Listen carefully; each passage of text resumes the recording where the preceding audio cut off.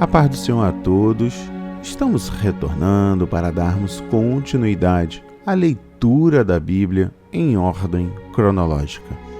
Hoje, no 41º dia, lendo esta linda história que Deus escreveu para nós, trago hoje para a leitura os capítulos 25, 26, 27 e 28 do livro de Êxodo. A inspiração do dia. Normas e adoração a Deus por Israel no Monte Sinai e instruções a respeito do tabernáculo. No capítulo 25, trago destaque no versículo 9 do tabernáculo. No capítulo 25, Deus mesmo dá as suas instruções a respeito do tabernáculo. O significado histórico, espiritual e tipológico do tabernáculo deve apoiar-se no que a Bíblia diz a respeito. Primeiro, o tabernáculo era um santuário, um lugar separado para o Senhor habitar entre o seu povo e encontrar-se com os seus.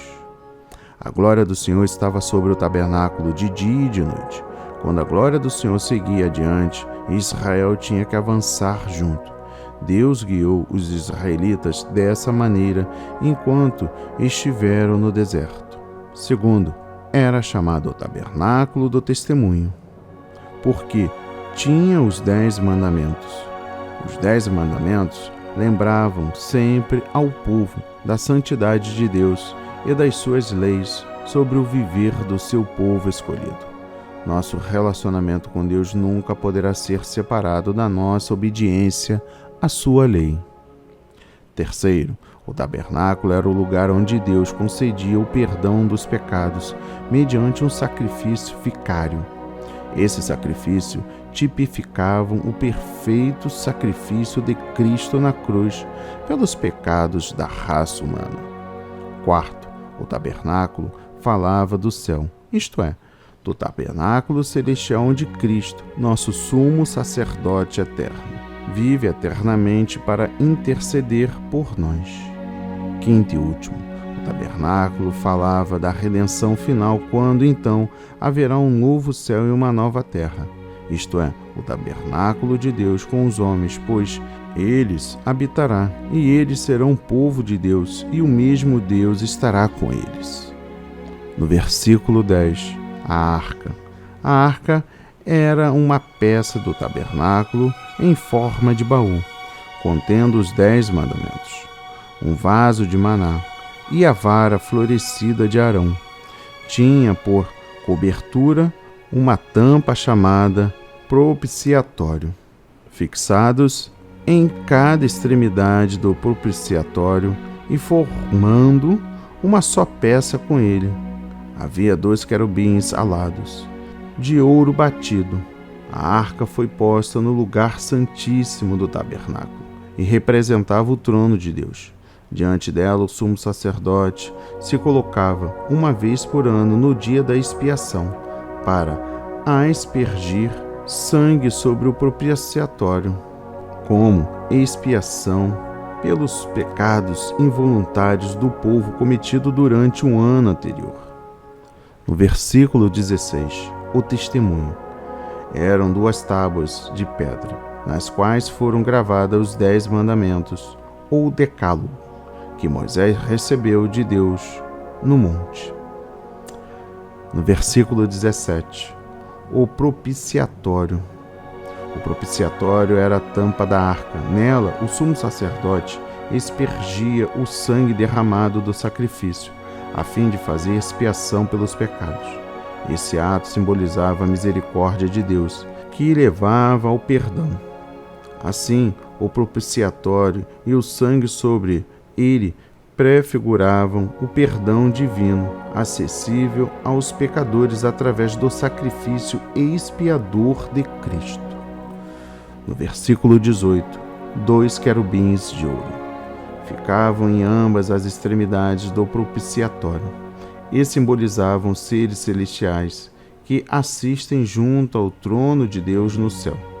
Simbolizavam a presença de Deus e a sua soberania entre seu povo na terra.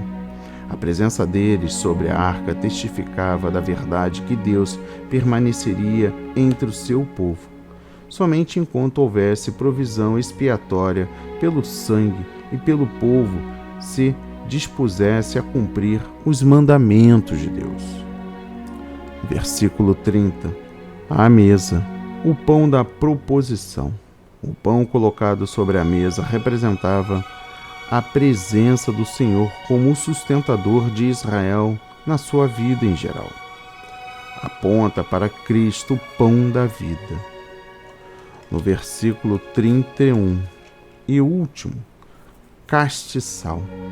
Este era a realidade de um candelabro que continha 7 lâmpadas a óleo para alumiar o tabernáculo. As lâmpadas acesas representavam a luz de Deus, a sua presença no meio do arraial. No capítulo 26, destaca o versículo 1. Moisés recebeu instruções precisas sobre a construção do tabernáculo. Essa construção devia ser efetuada conforme o modelo dado por Deus, pois tratava-se da sua casa, da qual ele fora arquiteto. A salvação e a comunhão com Deus são bênçãos que desfrutamos somente quando atendemos às condições estabelecidas por Ele, conforme o que estabelece a revelação da sua palavra. No versículo 33, o véu. O véu, ou a cortina espessa, fazia a separação entre o lugar santo, isto é, o lugar onde o sacerdote orava e elevava ações de graça a Deus em nome do povo, e o lugar santíssimo, isto é, a habitação de Deus. Esse véu mostrava a solene verdade que o ser humano não podia aproximar-se livremente de Deus devido à sua condição pecaminosa. Primeiro, o acesso ao lugar santíssimo era restrito ao máximo. O sumo sacerdote podia entrar ali somente um dia no ano para representar o povo perante o Deus. E mesmo assim, somente se levasse consigo o sangue do sacrifício expiador. O caminho para todo o povo de Deus entrar livremente na sua presença ainda não tinha sido aberto. Segundo, a única maneira de haver pleno acesso a Deus seria rasgar o véu e estabelecer nova lei do tabernáculo. Foi isso que Jesus Cristo fez ao derramar seu sangue na cruz. Seu corpo representava esse véu que, na ocasião da sua morte, foi rasgado. Agora todo salvo pode entrar no santuário pelo sangue de Jesus. No capítulo 27, trago o destaque no versículo 1, o altar. O altar, também chamado o altar dos holocaustos, era o lugar onde os animais eram imolados em sacrifício para expiação, isto é, cobrir o pecado e alcançar o perdão de Deus. O sangue vicário do sacrifício era posto nas pontas do altar e derramado à sua base. Esse ato expiador salientava que o pecado é digno de morte, mas que Deus aceitava sangue inocente no lugar do culpado. No versículo 2, as suas pontas eram projeções de cada um dos 4 cantos do altar e simbolizavam o poder e a proteção através do sacrifício. Nos versículos 20 e 21, fazer arder as lâmpadas continuamente. A luz das lâmpadas simbolizava a presença contínua de Deus entre o povo. A congregação de Israel devia ter abundante luz, vida e presença de Deus. Note que as lâmpadas não podiam continuar a arder sem a cooperação e a obediência do povo. E por último, capítulo 28. Destaco o versículo 1. Arão, o ofício sacerdotal.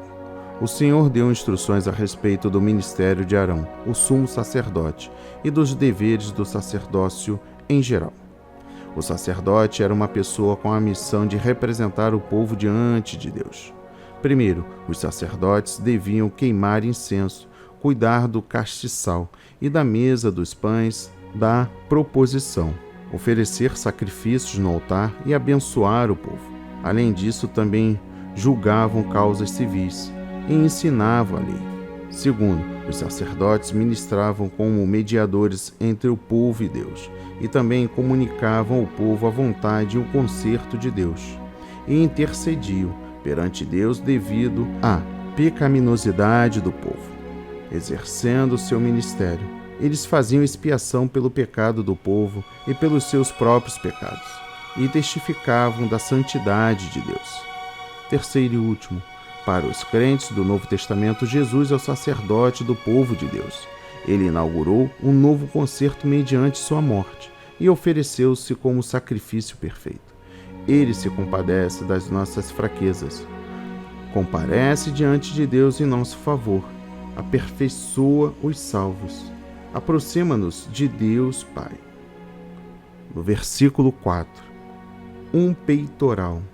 Tratava-se de uma peça quadrada de tecido espesso, na qual foram colocados 12 pequenas pedras preciosas, em 4 fileiras horizontais, com 3 pedras em cada. Nessas pedras foram gravados o nome dos 12 filhos de Israel. No versículo 6, o éfode. O éfode era uma peça do vestuário do sumo sacerdote. Era uma espécie de avental folgado, sem mangas, usado sobre o manto do éfode, que descia até os joelhos do sumo sacerdote. No versículo 29, Arão levara os nomes dos filhos de Israel. Como sumo sacerdote, Arão representava o povo diante do Senhor ao entrar no santuário. Ao fazer assim, prefigurava Jesus, nosso sumo sacerdote, que entrou no céu para comparecer diante de seu Pai como nosso representante. E chegamos ao fim no versículo 30, Urim e Tumim. As Escrituras não explicam o significado de Urim e Tumim. O sentido literal pode ser luzes e perfeições, ou maldições e perfeições. Possivelmente eram usados para lançar sorte na busca de uma resposta, sim ou não, na definição da vontade de Deus em casos específicos. Que a palavra de hoje toque o seu coração, transforme a sua vida em nome de Jesus. Amém e graças a Deus.